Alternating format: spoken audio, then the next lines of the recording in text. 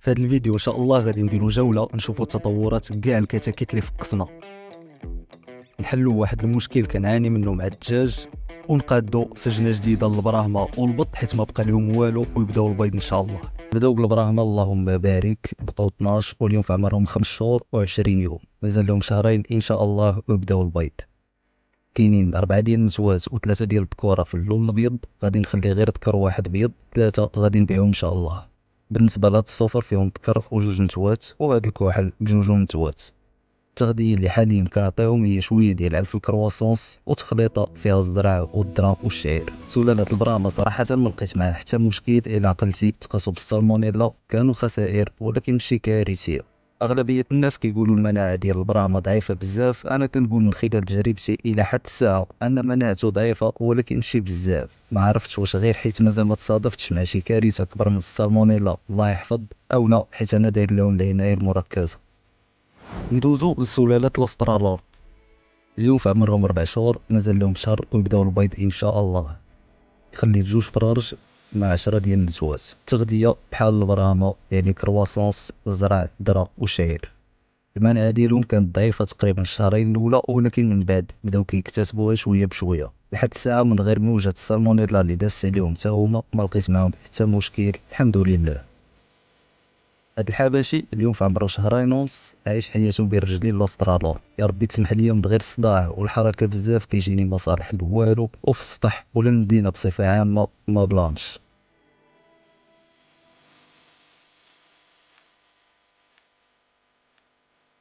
بالنسبه لكتاكيت الطوس اللي فقسنا واللي كانوا هنا مع الاسترالور، بعتهم كانوا 7 بعتهم ب7. العام الجاي نعاودو نفقسهم ان شاء الله وبعدد كبر باش يبدا موسم الطوس.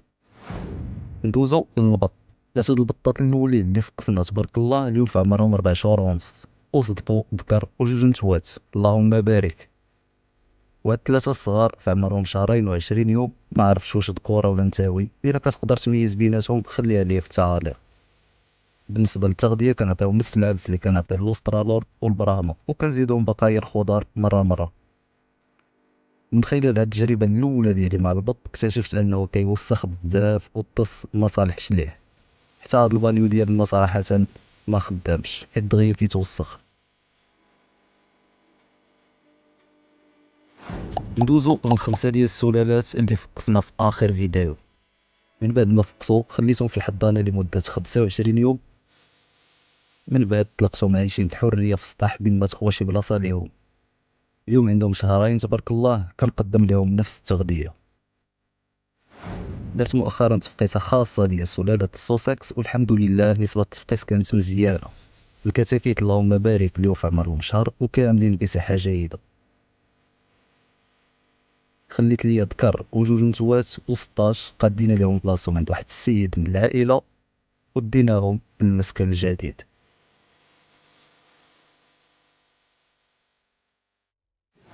شفنا تطورات كاع الكتاكيت اللي فقسنا، دابا غادي نهضر لك شويه على واحد المشكل كنعاني منه وكيفاش تعاملت معاه. اذا المشكل وخصوصا في هاد موجه الحراره اللي دازت كان هو الماء. جربت هاد الشرابات ديال القصدير ما خدموليش حيت كيشدوا لاسباس بزاف، ومع هاد الصاد الماء دغيا كيتخزز. باش تغسلهم مشكله. حيدتهم درت القبوش هما هاد الشرابات ديال البلاستيك واللي تا هما ما خدموليش، كيهزوا غير 2 لتر يعني دغيا كيخواو. سنين عمرهم 3 حتى 4 المرات في النهار. جربت باني واحد النهار ولكن ما بلانش، الماء كيتوسخ. الا الدجاج شرب هاد الماء غيمرض. الحل اللي لقيت هو هاد الزلايف. الانستالاسيون ديالهم سهله بزاف، درت سيبور ديال السلك فيكسيت الشرابات معاه ودوزت التيو بيناتهم. الطريقه كيفاش كيركبوا ما كتحتاج لا حفير لا مسمار لا فيس. كنشدو سلك كنخشيوه في هاد السنات وكنزيروه بهاد الفيلطاج. هاد العمليه كتخلينا نتحكموا في الطول اللي بغينا تكون فيه الزلافه. ما حد الفلاس كيكبروا ما حدنا كنعليوهم مثلا. درت تجربه نشوف الكونسيبت واش خدام، والكونسيبت خدام. زيرت بالسلك كاع القناه باش القطره ما تبقاش، والتيوات شركتهم بهادي وبرونشيتهم مع البرميل.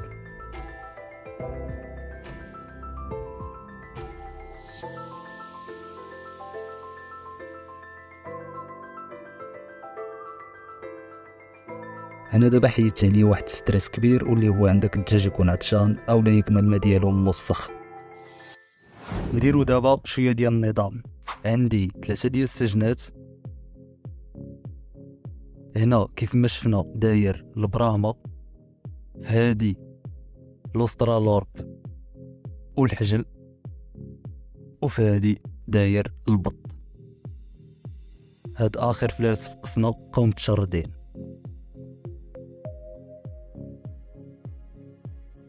مازال جايين تفقيسات جداد ان شاء الله، يعني خاصني لاسباس، وداكشي علاش قررت نتوسع في الجردة. الفكرة هي نستغل هاد القلتة اللي صايبتها هادي سنين وندير فيها البط. ثانيا ندير 2 سجنات فين نقدر نفرق البراهمة باش نحافظ على الالوان فاش يبداو البيض ان شاء الله. علاش البراهمة اللي غادي نهبط ماشي لوسترالورب مثلا؟ حيت الكاركتير ديال البراهمة كالم، ما غاديش يخلق ليا المشاكل كنظن، ما كينقز ما كيطير واجتماعي مع الانسان، اصلا كيتعتبر من دجاج الزينة اذا نزينو به هاد الجردة. الا عندك مع البريكولاج خليك معايا، ما عندك غرض نقز نيشان الدقيقه 15 10 كرت في البلان اللي يخليني نستافد الماكسيموم من المساحه، وخديت بعين الاعتبار اتجاه الريح والشتاء باش نعرف فين نقدر ندير الجهه المسقفه ديال السجنه. اول حاجه محتاج هي السيبورات، قررت نديرهم بالحديد، عطيت للحداد العبارات وقادهم ليا. نبداو بسم الله. باش نثبتوا الاعمده العمليه باينه، حفره حجرة سيبورة شوية ديال الحجر والسيمة. العجنة جات ناقصة كياس ولكن دارت الأمر من بعد.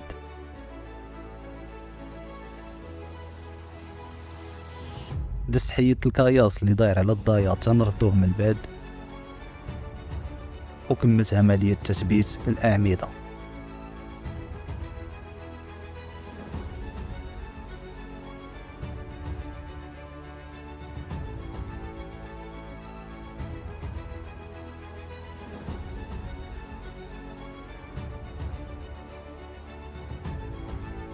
بين ما السيمة تنشف دزت شريت خشبة اولا مادرية، ديتها النجاري في الصلعة وخرجت منها هاد الطروفة.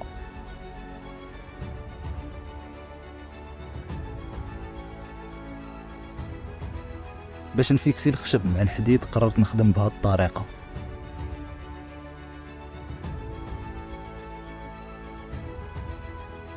حطيت لاباز التحتانيه وجبت الحداد يلصق هاد السنه اللي تشد ليا لاباز الفوقانيه، وفيكسيت الخشب.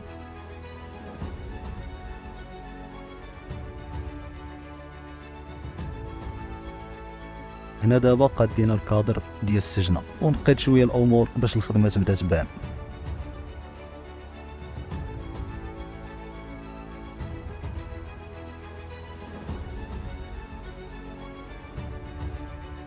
هاد السيبورات الخارجيين جاوني عاليين بزاف، نقصت منهم خليت فيهم 45 سنتيمتر.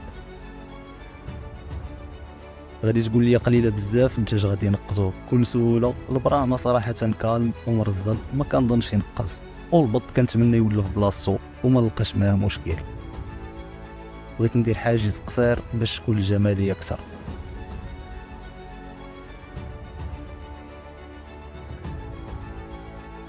الاشغال الى حد الساعه غادا ميسره وبلا اصابات. المشكل الوحيد اللي كاين هو هذا الفراغ. خديت اطول عبار ديال المادري ولكن ما كفاش باش دوز خشبه وحده نيشان بلا تقطع. جبت المترو وبديت نبلاني. احسن حل بان ليا هو نلقمهم بهاد الطروفه ديال الخشب، وداكشي اللي درت. قطعت الخشب، درت الكولا وضربت المسمار.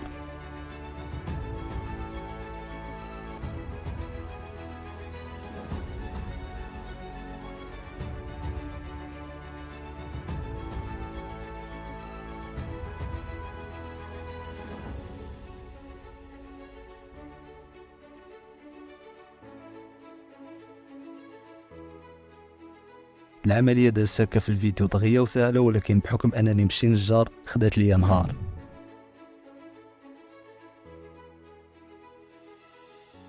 دابا باش نثبتو هادشي كامل قسمت هاد الطرف ديال السيبور اللي بقى شايط الفوق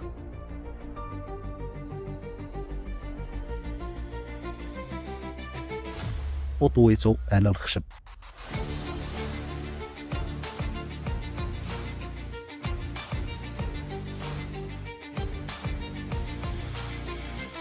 هكا السجنه ولات ثابته وصحيحه بزاف. المرحله الجايه غادي نحتاج فيها الخشب وبكميه كبيره. احسن خيار باش يتقام عليه رخيص هو الباليطات. خديت 7، 4 مجموعين و3 مفصلين.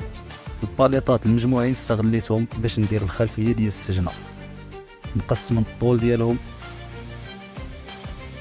شريت الفيس والالات وفيكسيتهم كاملين.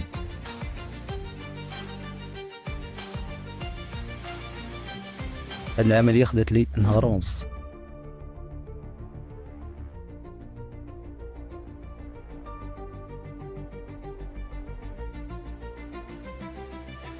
اذا قبل ما نركب السقف ركبت هاد الخشبات باش يشدوا لي الكرياج. غادي نشوفوا هادشي من بعد ان شاء الله. غادي نزيد خشبات بحالهم هنا وهنا، اولا باش يكاليو هذا الثقل، وثانيا باش يكون عندي الكادر ديال الباب اللي غندير هنا واللي غندير هنا اولا لهيه. فيكسيت هاد الخشبه وهادي، ولا عندي الكادر ديال الباب، الدجاج اللي في هاد الجهه وباب لهادو.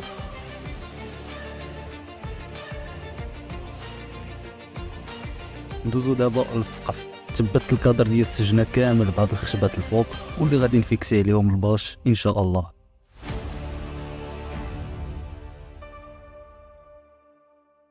هنا غتكون سجنه وهنا غتكون سجنه. الدجاج اللي هنا غادي ندير ليه يبيض هنا، والدجاج اللي هنا يبيض هنا. وباش نجمع البيض ان شاء الله اللي في السجنه اللي على اليسار مثلا، درت هاد الجهه كتحل هكا، غادي يكون عندي اكسي للداخل. وهاد الجهه نفس العمليه.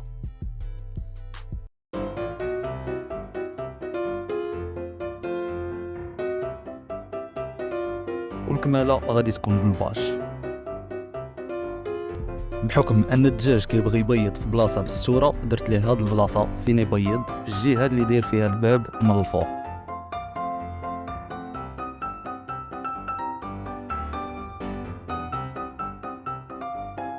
وفيكسيت كلشي بالفيسات والالات.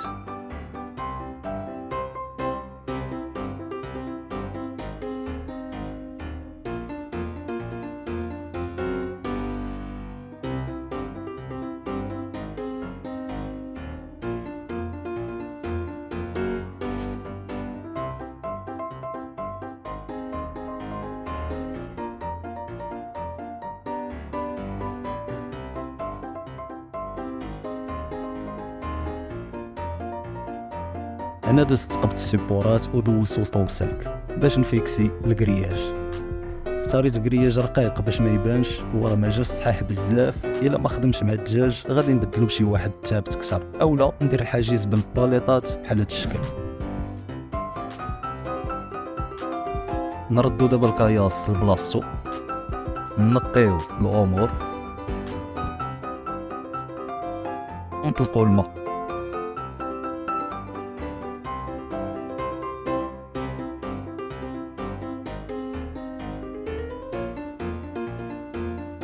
بقيت خدام صراحة ونسيت التصوار. المهم راني ركبت الباش، اختاريته في نفس لون الخشب.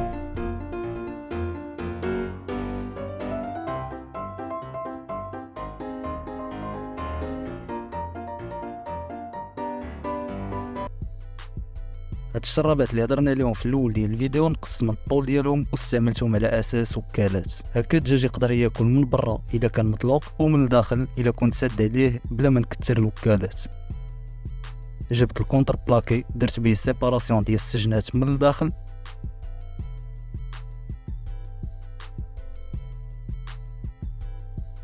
وسترت به البلاصه ديال التبييض. قبل ما نهبطو الدجاج نركبو البيبان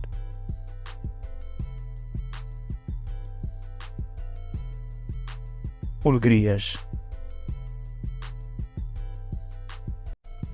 وهذا هو الشكل النهائي ديال السجنه.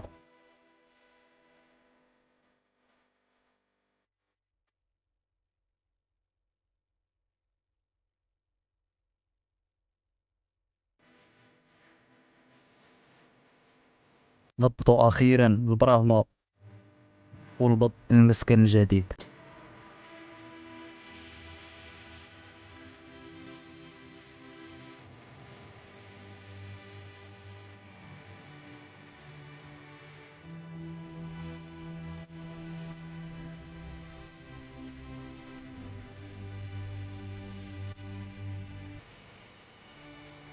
الأمور هادية والبط ناشط، ما حاولش ينقز ولا يطير،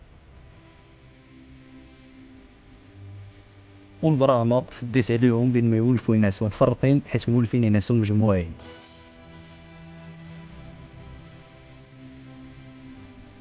الصباح كنحل على السفر،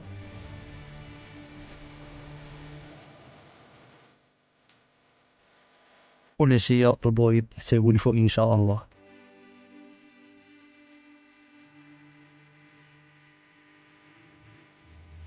هاد الدجاجة غير كتمثل مازال شهرين عاد تبدا تبيض إن شاء الله.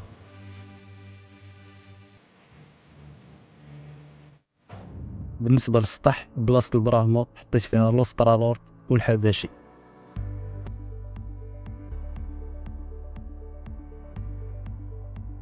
وبلاصة لوسترالور انستاليت فيهم ديك ال5 ديال السلالات البياضة، وزدت عليهم كتاكيت سوسكس اللي خليت ليا.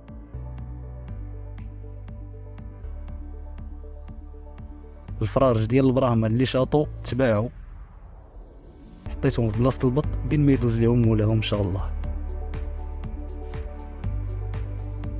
ايوا كانت هادي الفيديو ديال اليوم، نتمنى تكون عجباتك.